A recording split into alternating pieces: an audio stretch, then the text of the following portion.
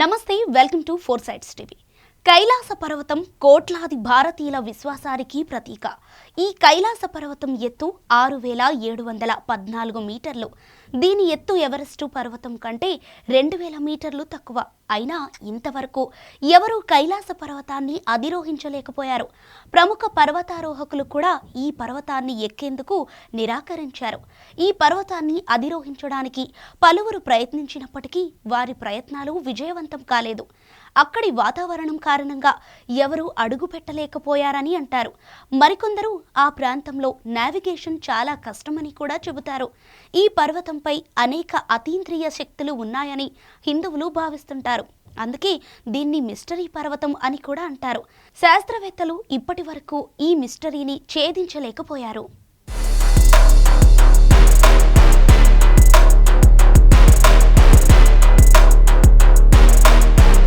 ప్రముఖ Russian పర్వతారోహకుడు Sergei సిస్టియాకోవ్ కూడా ఈ పర్వతాన్ని అధిరోహించడానికి ప్రయత్నించారు. ఆయన తన అనుభవం గురించి ఒక సందర్భంలో వివరించారు. కైలాస పర్వతానికి చాలా దగ్గరగా చేరుకున్నప్పుడు గుండె వేగంగా కొట్టుకోవడం ప్రారంభించింది. ఈ రోజు వరకు ఎవరూ అధిరోహించని పర్వతం ముందున్నందుకు గర్వంగా ఉంది అని అనుకున్నంతగానే ఒక్కసారిగా ఏదో బలహీనత కమ్ముకున్నట్టు అనిపించింది. దాంతో వెంటనే అక్కడ ఉండకూడదనుకున్నా. అక్కడి నుంచి వెనుతిరిగాక మనసు తేలికపడింది అంటూ ఆయన చెప్పుకొచ్చారు. ఆ తర్వాత ఒకరిద్దరు పర్వతారోహకులు ప్రయత్నించి విరమించుకున్నారు. ఆ పిదప 1950 నుంచి 80 దాకా చైనా ప్రభుత్వం ఈ పర్వతం ఎక్కడానికి ఎవరికీ అనుమతి ఇవ్వలేదు.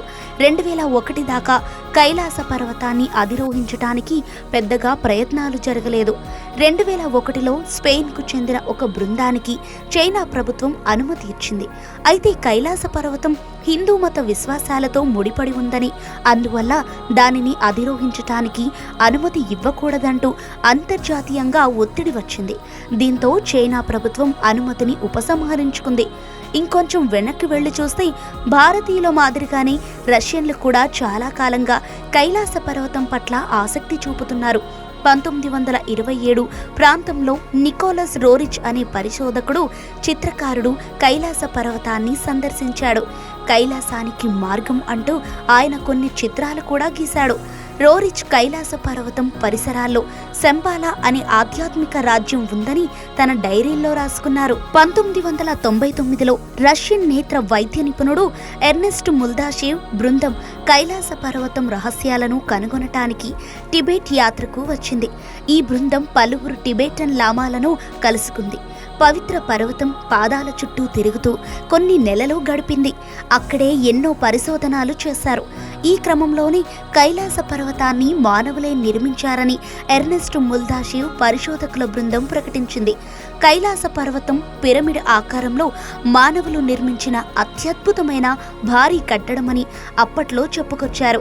కేవలం కైలాస పర్వతం మాత్రమే కాదని, దాని చుట్టూ 100కు పైగా పిరమిడ్ ఆకృతులు కూడా ఉన్నాయని, వాటిని కూడా మానవులే నిర్మించారని ఎర్నెస్ట్ ముల్దాషేవ్ అభిప్రాయపడ్డారు.